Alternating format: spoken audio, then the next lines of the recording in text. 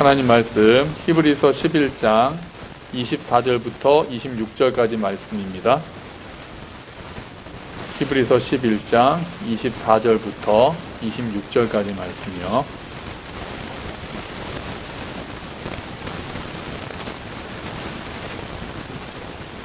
계속 히브리서를 하고 있으니까 성경책이 거기가 딱 이렇게 되어 있죠.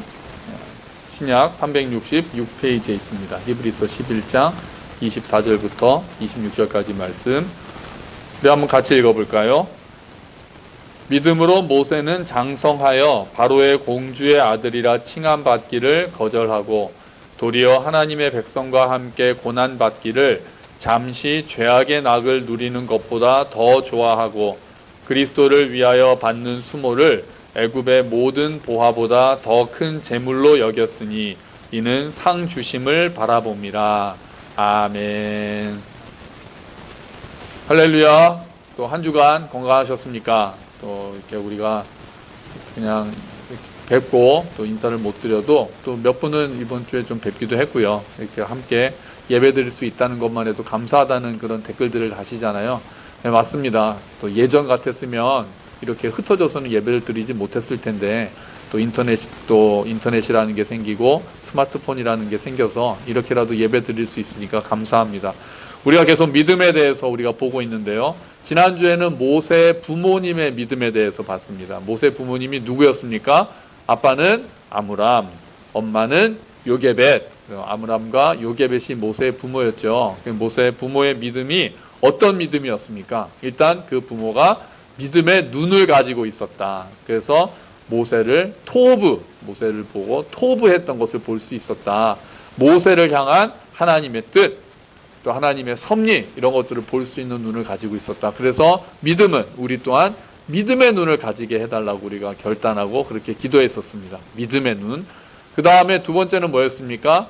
두려워하지 않는 믿음이 있었습니다. 왕의 명령을 두려워하지 않는 믿음이요. 어떻게 해요? 보이지 않는 하나님을 더 경외했기 때문에, 하나님을 더 두려워했기 때문에 사람을 무서워하지 않고 하나님의 뜻에 맞지 않는 것에 대해서는 이제 저항할 수 있었던 그런 믿음을 가지고 있었습니다. 그리고 아마도 그 믿음이 모세에게도 전수되었을 것입니다. 유모로 요게벳이 모세의 친어머니면서도 유모로 일을 하게 되고 모세를 먹였잖아요. 그러니까 모세가 어느 정도까지 어머니의 영향을 받았는지, 그래서 왕궁으로 간 다음에도 영향을 받았는지 그런 거는 자세히는 알 수가 없습니다. 성경에 이야기가 없으니까요. 그래도 우리가 모세의 부모 이야기를 히브리서 기자가 했으니까 모세의 부모의 믿음이 모세에게도 어느 정도는 전수되었을 것이다. 최소한 자기가 히브리인이라는 정체성은 계속해서 주어진 것 같다. 우리가 그렇게 생각을 했었습니다. 그럼 모세가 장성했을 때, 모세가 장성하고 나서 어릴 때는 부모의 믿음이었는데 그 모세가 장성한 다음에는 어떤 믿음을 가지고 있었느냐? 오늘 우리는 세 가지 정도를, 모세의 믿음에 대해서 세 가지 정도를 볼 수 있습니다. 먼저 첫 번째로 모세의 믿음은 거절로 나타납니다. 거절하는 믿음, 우리가 이렇게 볼 수 있어요. 24절에 다시 볼까요? 제가 볼게요. 믿음으로 모세는 장성하여 바로의 공주의 아들이라 칭함받기를 거절했다. 바로의 공주의 아들, 되게 복잡하죠. 그러니까 결국 어쨌든 뭐라는 거예요? 왕자라는 거죠. 뭐 이집트의 왕자. 그래서 그 모세의 일대기를 옛날에 디즈니에서 애니메이션으로 만들었는데 그 제목이 이집트의 왕자였거든요. 그러니까 모세가 이집트의 왕자로 살아났던 겁니다. 살아가고 자라났던 거죠. 이집트의 왕자라는 거는 당시 어떤 자리였을까요? 모든 모든 명예, 모든 권력이 다 집중된 곳이 이집트의 왕궁이었습니다. 파라오는 자기가 신이다. 자기가 태양신의 현현이다. 태양신이 자기의 인간의 모습으로 나타난 것이다라고 이야기를 하면서 모든, 정말 그 당시 또 대제국이었잖아요, 이집트가. 그러니까 이집트의 왕자라고 하는 거는 엄청난 그런 권력을 누릴 수 있는, 그리고 부를 누릴 수 있고 명예를 누릴 수 있는 그런 곳이라는 거죠. 그래서 어떤 사람들은 모세가 그냥 그대로 있었으면 바로의 자리에까지 올랐을 수도 있다. 그 바로의 공주가 무남동녀고 또 자식이 없었기 때문에 모세를 양자로 입양했기 때문에 모세가 그냥 있었으면은 왕의 자리에 오를 수도 있었을 것이다. 이렇게까지 추정하는 학자들도 있습니다. 그런데 모세는 그거를 거절했다는 거죠. 왜 모세는 그걸 거절했을까요? 왕의 자리에 앉는 게 잘못된 겁니까? 그렇지는 않죠. 자신이 히브리인이라는 정체성을 모세가 가지고 있었기 때문이에요. 나는 이집트 사람이 아니라 히브리인이다. 나는 하나님의 백성이다. 이런 것들을 가지고 있었다는 거예요. 그래서 자기와 같은 민족이 고난을 받고 있는데 내가 부와 권력을 누리는 것에 대해서 마음속에 늘 갈등이 있었던 거예요, 모세는. 그러니까 결국은 그 자리를 거절한 거죠. 의지적으로 거절한 거예요. 아, 내가 정말 우리 민족이 저렇게 고난을 받고 노예 생활을 하고 있는데 어떻게 나만 이 자리에서 편하게 먹고 살 수 있겠는가? 이런 생각을 하고는 그 자리를 거절했어요. 그거를 히브리서는 믿음으로 거절했다 이렇게 표현하고 있어요. 믿음은 거절하는 모습으로 드러날 때가 많아요. 있는 정도가 아니라 많습니다. 하나님의 뜻이 아니라고 생각할 때 과감하게 거절하는 게 믿음의 모습 중에 하나인 거예요. 일단 우리는 뭐를 거절해야 됩니까? 뭐를 거절해야 되죠? 죄를 거절해야 되죠. 죄악의 유혹을 거절해야 되죠. 옳지 않은 일에 동참하기를 거절해야 되죠. 잘못된 일에 끼어들게 하려는 그런 모든 분위기에 대해서 거절해야 되죠. 성경에서 죄악의 유혹을 거절한 사람이 대표적으로 누가 나옵니까? 요셉이 등장하죠. 요셉이 일생에 있어서 가장 요셉의 영성이 빛났을 때가 뭐 몇 군데가 있잖아요. 이제 그 중에서도 요 장면이 제일 중요한 장면 중에 하나죠. 요셉이 이집트에 팔려가서 보디발이라는 시위대장 집에서 종으로 있을 때 보디발의 아내가 그 요셉의 모습을 보고 반해가지고 또 유혹을 하죠. 그랬는데 요셉은 계속해서 같이 있지도 않고 거절하고 이렇게 이야기합니다. 그래서 이렇게 이야기하면서 거절하죠. 그 자막에 보시면은 창세기 39장 9절이고요. 그런데 제가 어떻게 그런 나쁜 일을 할 수가 있겠습니까? 그것은 하나님께 죄를 짓는 일입니다. 그러니까 요셉은 하나님을 의식하는 사람이었거든요.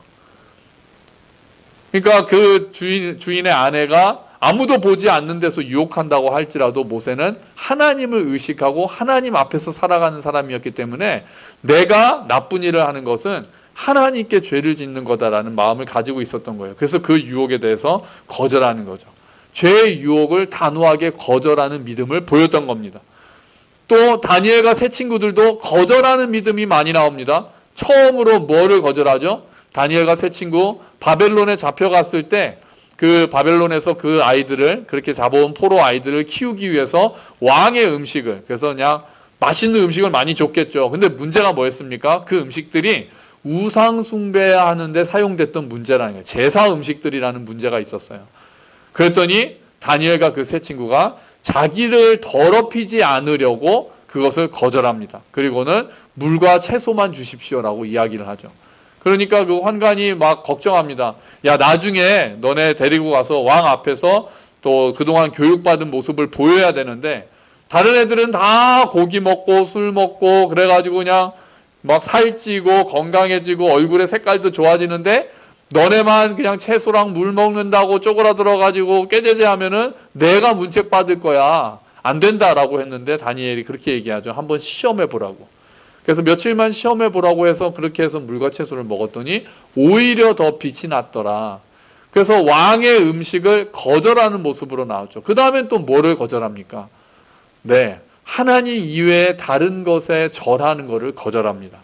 다니엘은 자기가 사자굴에 빠져들 것을 알면서도 알고도 그리고 왕의 명령이 떨어졌다는 것, 왕 외에 다른 신들에게는 절하지 말라는 명령이 떨어졌다는 것을 알고도 또 예루살렘을 향해서 절을 했죠. 세 친구들은 또 어땠습니까? 하나님께서 우리를 구하실 것이다. 그래서 왕에게 절하지 않고 그 다른 것들에게 다른 신들이나 다른 것들에게 절하면은 풀무불에 불타는 그 풀무에 집어넣겠다라고 하는 명령을 알면서도 그렇게 얘기하죠. 하나님께서 우리를 구원해 주실 것입니다. 그 다음에 뭐라고 말합니까? 그리 아니하실지라도 우리는 왕에게는 절할 수 없습니다. 그렇게 단호하게 그것에 대해서 거절합니다. 또 어떤 모습들이 또 믿음의 그 선배들 중에 어떤 모습들이 있습니까? 왕에게 절하는 걸 거절한 모습들은 우리가 지난주에도 말씀드렸지만 신사참배를 거절하는 우리의 믿음의 선배들 있죠. 주기철 목사님과 같은. 그래서 순교와 투옥의 길을 걸어간 믿음의 선배들이 있습니다. 여러분, 우리들의 모습은 어떻습니까? 우리들은 어떻습니까? 죄의 유혹이 왔을 때 단호하게 거절합니까? 이거 생각보다 쉽지 않습니다. 옳지 않은 일에 동참하기를 요구받았을 때 거절한 경험이 있으신가요? 세상에서 살다 보면 이런저런 유혹이 참 많습니다. 한 번만 눈 감으면 그냥 이익을 보게 되는 경우도 있죠. 그리고 또 분위기상 다 이렇게 하는데 나만 그거 안 해. 나는 그거 안 할 거야 라고 이야기하는 게 굉장히 분위기상 또 따돌림 받는 것 같고 내가 너무 나서는 것 같고 그래서 그렇게 이야기하기 힘들 때도 있습니다. 잘못된 걸 알면서도. 많은 사람들이 잘못된 걸 알면서도 그 일을 하기 때문에 그걸 알면서도 그것에 대해서 거절한다는 것이 쉽지 않을 때가 있습니다. 애들도요. 우리 아이들도 보면 어떤 아이를 이렇게 반에서 따돌리잖아요. 왜 그랬냐? 왜 너가 거기에 끼어서 그래서 막 단톡방 같은 데서 어떤 사람 공격하잖아요. 어떤 애를. 근데 그렇게 해서 누군가를 따돌리는데 자기가 끼지 않으면 자기가 따돌림 당한다는 거예요. 자기가 왕따를 당한다고. 그런 이야기를 하는 경우들이 있더라고요. 그래서 자기도 그 아이를 굳이 왕따를 시키려는 건 아닌데 어쩔 수 없이 분위기가 그 아이를 따돌리니까 나도 끼었을 뿐이다. 그것도 문제가 되잖아요. 그래서 단톡방에 아예 들어가지도 말아야 된다라고 이야기를 하잖아요. 어릴 때부터 이미 이 땅의 분위기가 잘못된 것들을 하면서 사람들을 거기에 끌어들이는 일들이 있는 거예요. 그럴 때 단호하게 거절하는 용기. 그게 믿음인 거예요. 그게 믿음이에요. 거절하는 믿음. 모세가 오늘 첫 번째 보여줬던 믿음은 거절하는 거예요. 하나님의 뜻에 어긋나는 것에 대해서 거절하는 거예요. 나는 그럴 수 없습니다. 나는 그러지 않겠습니다라고 거절하는 것이 모세가 보여준 믿음이라는 거예요. 두 번째 모세의 믿음의 모습은 어떻게 나타났느냐? 선택하는 모습으로 나타났습니다. 선택하는 믿음. 25절에 보면요. 하나님의 백성과 함께 고난받기를 잠시 죄악의 낙을 누리는 것보다 더 좋아하고 이렇게 되어 있습니다. 이 중에서 더 좋아하다, 더 좋아했다라는 이 단어가 원어로 쓰면은 어떤 뜻으로 해석을 할 수 있냐면요. 뭐뭐를 선택했다. 무엇보다 무엇 하기를 선택했다라는 뜻을 가지고 있어요. 이 원어가. 그러니까 모세는 죄악의 낙을 누리는 것보다 하나님의 백성과 함께 고난받는 것을 선택했다는 뜻이에요. 자, 그럼 우리가 하나 생각할 거는 왜 죄악의 낙이라고 했을까요? 모세가 그러면 권력을 누리는 건 다 죄악의 낙입니까? 높아지는 거, 잘 사는 건 다 죄악입니까? 그런 건 아니죠. 그런데 당시에 이집트의 권력을 누리는 것은 죄악의 모습이었다는 거예요. 첫 번째 의미가 그런 거예요. 죄악의 모습이었던 거예요. 왜요? 이집트는 독재 정권이었으니까요. 독재하는 그런 나쁜 이집트 그 이스라엘 사람들을 노예로 삼는 그런 권력을 갖고 있었단 말이에요. 그런 상황에서 모세가 그 권력에 붙어 있는 것 자체는 죄악의 낙인 거예요. 낙이 있어요. 당연히 누릴 것들이 있죠. 즐거움들이 있단 말이에요. 근데 그것들이 죄악의 낙이라는 거예요. 옳지 않은 낙이었다는 거예요. 지금으로 따지면 어떤 일들을 예로 들 수 있을까요? 일제시대 때 친일파들 같은 경우죠. 일본의 그 일제시대는 잘못된 권력이잖아요. 근데 거기 빌붙어가지고 오히려 같은 조선 사람들을 또 잡고 그 조선 사람들을 착취하고 그런 일들을 하던 사람들이 죄악의 낙을 누리던 사람들인 거죠. 그러니까 그런 잘못된 권력 안에서 편안함을 누리는 것, 그런 것이 죄악의 낙인 거예요. 그래서 모세가 이집트의 권력을 누릴 수가 없었다는 거예요. 그런 권력을 누리는 것보다, 그런 즐거움을 누리는 것보다, 그런 낙을 누리는 것보다 모세는 무엇을 택했다고요? 하나님의 백성과 함께 고난받기를 택했다고 했어요. 오히려 고난을 택했다는 거예요. 하나님의 백성은 자신의 동족들이죠. 이집트의 왕자로 부와 명성을 누리면서 살 수도 있었지만 그런 것들은 앞에 뭐라고 돼 있어요? 잠시라고 돼 있어요. 잠시. 죄악의 낙이 있어요. 하지만 그거는 잠시라는 거예요. 뭐에 비하면요? 영원한 생명에 비해서는 이 땅의 것들은 잠시라는 거예요. 지나간다는 거예요. 덧없다는 거예요. 모세가 그걸 알았다는 거죠. 이 권력에서 여기서 이 이집트의 권력을 누리고 부와 명예를 누리는 것은 잠시뿐이다. 그래서 시편 90편에 보면은 사람의 날이 바람처럼 지나간다라고 모세가 이야기하고 있어요. 모세는 그것들이 다 덧없다라는 걸 알고 하나님의 백성과 함께 있는 것이 더 영원한 생명을 얻는 길이라는 것을 알았다는 거예요. 그것을 성경은 뭐라고 표현합니까? 26절에 보니까 그리스도를 위하여 받는 수모다라고 표현하고 있어요. 좀 이상한 표현이죠. 모세가 예수님을 알았을까요? 별로 그럴 것 같진 않아요. 그럴 것 같진 않아요. 그런데 왜 그 모세가 이스라엘 백성과 함께 고난받고 광야를 가고 이런 것들을 그리스도를 위하여 받는 수모라고 적었을까요? 그러니까 모세가 하나님의 백성과 함께 받는 고난, 함께 받는 수모를 히브리서 기자가 그리스도를 위하여 받는 수모라고 표현해 준 거예요. 모세는 비록 알지 못했지만 내가 지금 하나님의 백성들, 내가 내 권력을 포기하고 권력을 거절하고 하나님의 백성과 함께 고생하는 이것 자체가 믿음의 눈으로 히브리서 기자가 봤을 때는 모세는 알지 못했지만 그거는 그리스도를 위하여 받는 고난과 같다라고 표현해 주는 거죠. 왜 이런 표현을 썼냐면요. 히브리 지금 서를 받아보고 있는 이 사람들이 지금 고난 가운데 있었거든요. 예수를 믿는다는 이유로 고난 가운데 있었단 말이에요. 그리고 그것 때문에 기독교를 예수 믿는 믿음에서 떠나는 사람들이 있었거든요. 그래서 그 사람들한테 너희가 지금 그리스도를 위하여 받는 고난이다라고 이야기를 하는 거예요. 잠시 믿음을 배신하고 잠시 편안함을 누리는 것보다 그리스도를 위하여 받는 수모가 더 영원한 상들이 있다라고 그 히브리서 기자는 이야기를 하고 싶어 하는 거죠. 자, 이처럼 믿음은 선택의 순간에 드러납니다. 모세가 그것을 선택했잖아요. 하나님의 백성과 함께 고난받기를 선택했단 말이에요. 믿음은 이처럼 선택의 순간에 드러나요. 순간에 어떤 결정해야 되는 순간에 무엇을 선택하는지를 보면 그 사람이 진짜 무엇을 믿고 있는지가 드러나요. 내가 어떤 직장을 가야 할지, 어떤 사람이랑 결혼해야 될지, 어떤 일을 해야 할지, 어떻게 살아야 할지 선택의 순간들이 계속 이어지고 있잖아요. 그럴 때 내가 무엇을 선택하는가를 보면 그럴 때 우리의 믿음이 어떤지, 우리의 가치관이 어떤지가 드러나는 거죠. 우리가 말로만 내가 믿습니다 하는 것이 아니라 선택하는 모습들이, 선택이 모여서 오늘의 나를 이룬 거잖아요. 우리가 선택했던 그 수많은 선택들이 결국은 다 모여서 오늘의 나를 만든 거잖아요. 내가 어떤 사람인지는 내가 그동안 해왔던 선택들을 보면 안단 말이에요. 마찬가지로 우리의 믿음 또한 내가 그동안 지나오면서 했던 선택들을 보면 나는 이런 믿음을 가지고 있구나라고 알 수 있는 거죠.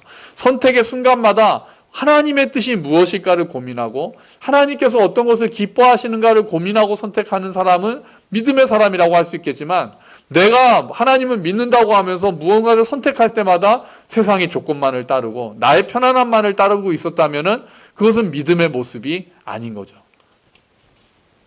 선택에서 믿음이 드러납니다. 선택한다는 건 또 다르게 표현하면요. 무언가를 포기하는 모습으로 드러납니다. 이 길을 선택한다는 건 저 길을 포기한다는 거죠.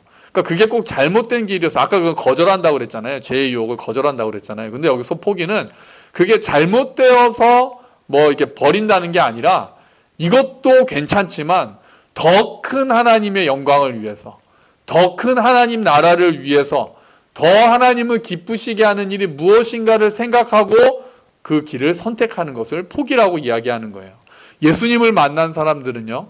많은 것들을 포기하고 예수님을 따른 경우가 많습니다. 예수님의 제자들 부르실 때 제자들이 어떻게 했는지 기억하시죠? 그물을 깁고 있는데 예수님이 부르시니까 배와 그물을 버려두고 예수님을 쫓아갑니다. 또 심지어 아버지를 버려두고 쫓아간 사람까지 있습니다. 가족까지 버려두고 예수님을 따라간 제자들이 있었다는 거예요. 사도 바울은 어떻습니까? 그는 당시 유대 사회에서 굉장히 잘 나가는 사람이었습니다. 혈통도 정통성이 있는 베냐민 집하고 또 유명한 스승 아래에서 율법을 배우고 사람들에게 존경받는 바리새인의 모습을 가지고 있었어요. 그런데 예수님을 만나고 그는 뭐라고 고백합니까? 또 자막에 말씀이 있습니다. 성경 말씀 빌립보서 3장 7절 8절 말씀이에요. 좀 긴데요. 그래도 한번 제가 읽어드릴게요. 그때는 이 모든 것이 내게 너무나 소중하고 가치 있는 것들이었습니다. 아까 말한 것들이죠. 베냐민 집하고 히브리인 중에 히브리인이고 율법에서도 흠이 없고 바리새인이고 그런 것들이요. 그러나 예수 그리스도를 만난 이후 그 모든 것이 아무 쓸모없는 것임을 알았습니다. 그것들뿐만 아니라 이 세상 그 어떤 것도 내 주 예수 그리스도를 아는 것과 비교가 되지 않습니다. 예수 그리스도를 위하여 나는 모든 것을 버렸습니다. 모든 것이 쓰레기처럼 아무런 가치가 없다는 것을 이제 압니다. 이로써 나는 그리스도를 알게 되었습니다. 아멘. 중요한 것들이 있었고 그거 자체는 이제 쓰레기라고까지 표현하는데요. 예수님을 아는데 방해가 되었을 때는 쓰레기라고 표현할 수 있었을 거예요. 그런 것들이 꼭 나빠서가 아니라, 그런 것들이 죄라서가 아니라 더 큰 가치를 위해서 포기했다는 거예요. 바울은 그리고 나서 어떤 길을 걷습니까? 고난의 길을 걸어갑니다. 막 광주리 타고 도망가기도 하죠.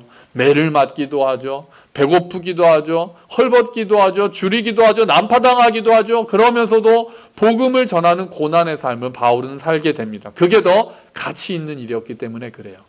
가치관이 바뀐 거예요. 뭐가 더 중요한지를 깨닫게 된 거예요. 복음 전하는 게 가장 중요하다는 것, 하나님의 나라가 가장 중요하다는 것을 깨닫기 때문에 바울은 그 길을 선택하고 걸어갔던 거예요. 이런 모습이 주로 어디서 나타납니까? 선교사님들에게서 찾아볼 수 있습니다. 양화대교 건너서요, 오른쪽에 가시면은 양화진 국립 외국인 묘지가 있습니다. 거기에 가면은 선교사님들의 무덤이 많이 있어요. 거기 제일 슬픈 거는 아이들의 무덤만 따로 모아놓은 곳이 있어요. 비석을 보니까 몇 년 태어나서 몇 년에 죽다 이렇게 나오거든요. 근데 제가 그냥 아무 생각 없었어요. 아무 생각 없이 보다 봤는데 그냥 1년, 2년 산, 그러니까 아기 때 죽은 아이들이 많은 거예요. 왜요? 그때 한국에 조선시대에 무슨 위생관념이 철저했겠습니까? 병도 많고 이런 풍토병, 또 물도 또 음식도 낯설고 몸에 맞지 않는 그런 곳에 와가지고 그렇게 가족들이 아파서, 어린아이가 아파서 죽어가는 일들이 많았던 거예요. 그런 거를 모르고 왔을까요? 그렇지 않았을 거예요. 그 선교사님들은 그럼에도 불구하고 내가 정말 고난받고 내 가족들까지 고난받는 것을 알면서도 이 길이 정말 귀한 일이다, 이 길이 정말 하나님이 기뻐하시는 길이다라는 것을 깨닫고 그 길을 선택하셨던 거예요. 우리가 돕고 있는 이철호 선교사님이나 허유셉 선교사님도 계시잖아요. 허유셉 선교사님 한국에서 목회하시면 안 됩니까? 얼마나 충분히 잘하시겠어요. 그 복음에 대한 열정이 있으신데. 그런데도 불구하고 사막으로 들어가시잖아요. 정말 사막에 가서 며칠씩 걸어가서 그냥 조그만 부족 하나, 베두인족 조그만 마을 하나 만나면 거기에 있는 사람들한테 복음을 전하고, 그리고 또 사막을 걸어서 또 어느 부족에게 복음을 전하고, 그런 일을 하신단 말이에요. 왜요? 그게 쉬워서요? 그게 재밌어서요? 그렇지 않죠. 그게 얼마나 고생스러운 일입니까? 정말 사랑하는 가족들 다, 부모님 다 여기 계시는데 떠나서 그렇게 외국에 가서, 오지에 가서 그런 고생한다는 게 얼마나 힘든 일이겠어요. 하지만 그게 더 가치 있는 일이라고 믿으시기 때문이에요. 그게 사명이라고 그것을 받아들이셨기 때문인 거예요. 우리는 자꾸 믿음이 있다고 하면서 너무 편안함을 추구합니다. 높아짐을 추구합니다. 부와 명예, 권력을 여전히 누리려고 합니다. 세상 사람들이 추구하는 것과 다르지가 않습니다. 그래서 사람들이 교회를 비웃고 경멸할 때가 있어요. 수단과 방법을 가리지 않고 그런 거 다 따지고, 그런 거 좋아하는 거, 교회 다니는 사람이 더 돈 좋아하고, 교회 다니는 사람이 더 높은 데 올라가고, 교회 다니는 사람이 수단도 가리지 않고 막 그렇게 다른 사람 밟고 올라가려고 하고, 그리고 나중에 죽어서는 천국까지 가려고 한다고 비웃는 사람들이 있는 거예요. 그런 거는 믿음의 모습이 아닌 거죠. 물론 부와 명예, 권력이 다 잘못된 건 아닙니다. 하나님의 선하신 선물들이 있고 그 자체를 잘 사용하는 것도 좋겠죠. 하지만 예수를 믿는 믿음의 모습에는 버리는 모습이 반드시 필요한 거예요. 포기하는 모습을 요구하실 때가 우리에게 있는데, 우리가 자꾸 그것들을 안 들으려고 하고, 자꾸 예수를 믿으니까 만사 형통하고 잘 돼야 된다고만 생각하면서 이거를 왜곡시킬 때가 많은 거예요. 하나님이 우리에게 버림의 길로 부르실 때가 있어요. 희생의 길로 부르실 때가 있어요. 낮아짐의 길로 부르실 때가 있어요. 그런 것들이 우리의 삶에서 반드시 있어요. 그런데 그럴 때마다 우리는 거기에 귀를 닫을 때가 있어요. 그리고 하나님은 우리에게 편안함을 주셔, 하나님은 우리에게 은혜를 주셔라는 말로 자꾸 세뇌하면서 그런 것들을 무시할 때가 있는 거예요. 그런 모습은 믿음의 모습이 아닌 거죠. 이건 우리가 억지로 포기하는 게 아닙니다. 억지로 포기하는 게 아니에요.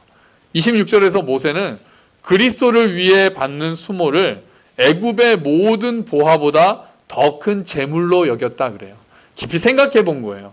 이게 오히려 더 큰 재물이다. 내가 이 세상에서 누리는 낙보다 예수 그리스도를 위해서 고난받는 것, 복음을 위해서 고생하는 것, 이게 더 큰 보화라는 것을 알고 깨닫고 그것을 선택했던 거예요. 예수님이 비유하신 것 중에 천국에 대한 비유 중에 밭에 감추인 보화가 있잖아요. 어떤 비유입니까? 어떤 사람이 지나가다가 밭에 보물이 감춰져 있는 것을 발견했어요. 그래서 그걸 모른 척하고 다시 와가지고 자기의 재산을 팔아서 그 밭을 삽니다. 그 밭 주인은 그 안에 보물이 있다는 걸 몰랐겠죠. 그리고는 어리석다고 그랬겠죠. 아이고, 밭이 이렇게까지 비싼 건 아닌데 재산을 다 팔아서 왔네. 하지만 그 사람은 뭘 몰랐기 때문이에요. 그 안에 보물이 묻혀 있는 것을 몰랐기 때문이에요.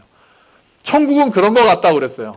세상 사람들이 볼 때는 모르게 감춰져 있다는 거예요. 근데 그거를 발견한 사람은 자기의 것을 버리고 자기의 것을 포기하고 그 밭을 살 정도로 하나님 나라의 가치를 알아본 사람은, 그것이 정말 얼마나 귀한지를 깨달은 사람은 자기의 소유, 자기의 것들, 자기의 편안함을 어느 정도 포기하고 그 하나님의 나라를 소유한다라는 거예요.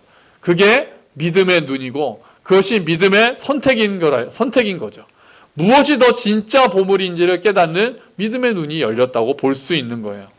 여러분, 편안한 삶을 어느 정도 포기하더라도 하나님을 위해 사는 믿음의 결단을 하는 우리가 되기를 주의 이름으로 축원합니다.